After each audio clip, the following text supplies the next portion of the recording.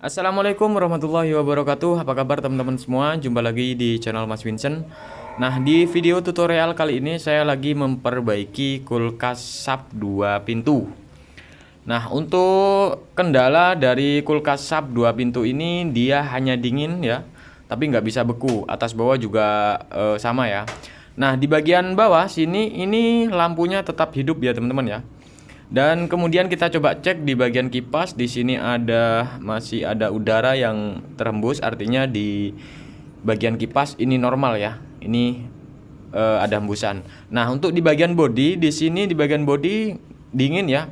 Jadi nggak ada panas sama sekali. Kita coba cek langsung ke bagian mesin kompresor. Oke, di sini coba saya nyalakan dulu. Nah, di sini untuk mesin kompresor dia nyala teman-teman ya. Jadi artinya hidup. Di sini saya pegang ada getaran teman-teman ya. Artinya dia hidup. Tapi kenapa di sini tidak dingin ya? Nah, di sini kita cek untuk ampernya 0,5 ampere. Nah, kalau misalkan 0,5 ampere udah pasti freon ini habis teman-teman ya. Dan untuk di bagian filter di sini dingin ya. Ini dingin, nggak ada panas-panas sama sekali ya. Itu artinya di sini freonnya sudah habis. Jadi untuk freon habis ada dua penyebab, yaitu adanya kebocoran, kemudian juga adanya oli kompresor naik ke bagian evaporator. Nah, itu ada dua teman-teman ya. Selain itu saya kurang tahu juga. Nah, tapi sepengalaman saya itu terjadi ketika ada kebocoran dan juga oli kompresor naik teman-teman. Sekarang kita cek di bagian evaporator ya. Jadi di bagian evaporator ini kita akan cek apakah di bagian evaporator ini masih ada bunga esnya ya sedikit teman-teman ya. Jadi nanti kita akan lihat, tapi di sini kita coba buka ya teman-teman ya. Nah, untuk cara membukanya kita cukup membuka baut semuanya teman-teman ya. Nah, seperti ini. Nah, ini tinggal tarik lah teman-teman ya. Nah, ini sudah lepas. Nah, ini saya posisi hidup teman-teman ya. Jadi posisi hidup, kalau teman-teman nggak berani ya teman-teman bisa matikan dulu untuk kulkasnya, baru kita akan lihat teman-teman. Nah, di sini untuk kulkas 2 pintu di bagian evaporator dia hanya di bagian ujung aja nih teman-teman ya. Nah ini hanya di bagian ujung aja. Nah, keseluruhan di sini nggak ada bunga es teman-teman. Makanya untuk kulkas 2 pintu ini mengalami tidak dingin. Artinya itu tidak bisa beku ya, hanya dingin kuku aja teman-teman ya. Karena kenapa? Karena di bunga esnya itu nggak rata di bagian evaporator. Nah, tadi saya sempat bertanya ya kepada pemilik, itu katanya dinginnya itu semakin berkurang, makin hari makin berkurang. Nah, ini saya memvonis bahwa kulkas ini mengalami kebocoran ya teman-teman ya, karena semakin hari semakin habis untuk freonnya teman. Nah, kalau semakin habis maka untuk bunga esnya ini semakin lama semakin dikit teman-teman. Dan ini harusnya kan full teman-teman ya. Nah, ini solusinya. Ini kita kalau misalkan saya itu langsung saya ganti kondensor 12 kalau yang 2 pintu teman-teman ya.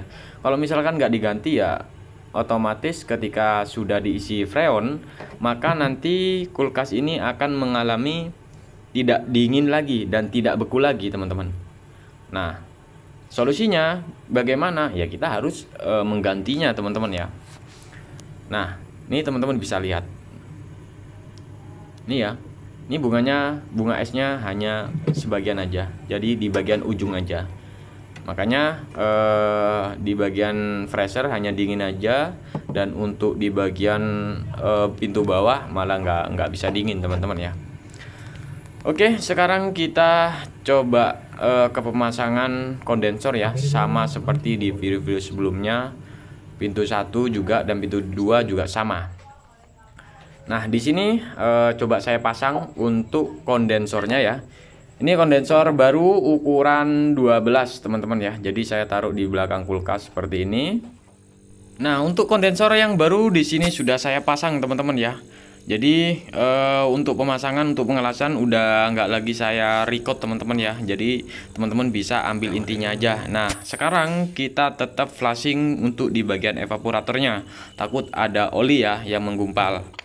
Nah setelah kita flashing ya, kita jangan lupa juga untuk di bagian filter kita ganti juga teman-teman ya. Jadi kita ganti yang baru ya.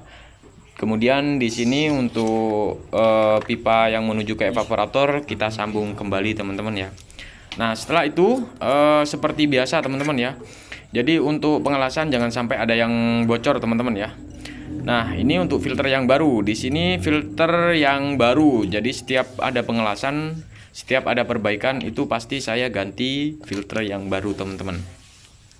Nah di sini sudah selesai ya. Jadi untuk pemakuman di sini seperti biasa sehari-hari ini tanpa alat vakum teman-teman ya. Jadi tanpa alat vakum dan juga saya untuk pengisiannya juga menggunakan pipa kapiler. Nah kemarin juga ada yang bertanya kalau nggak pakai pentil untuk pengisian tuh kurang apa ya, nggak bagus teman-teman ya. Jadi di sini udah berapa tahun ya, lama banget, udah 5 tahun atau 7 tahun ya saya masih menggunakan pipa kapiler untuk pengisian. Ya mana-mana aja lah teman-teman ya, yang penting kita flashing dulu, filter kita ganti, ya udah kita tinggal garansikan ke pemiliknya sampai 3 bulan itu kalau saya.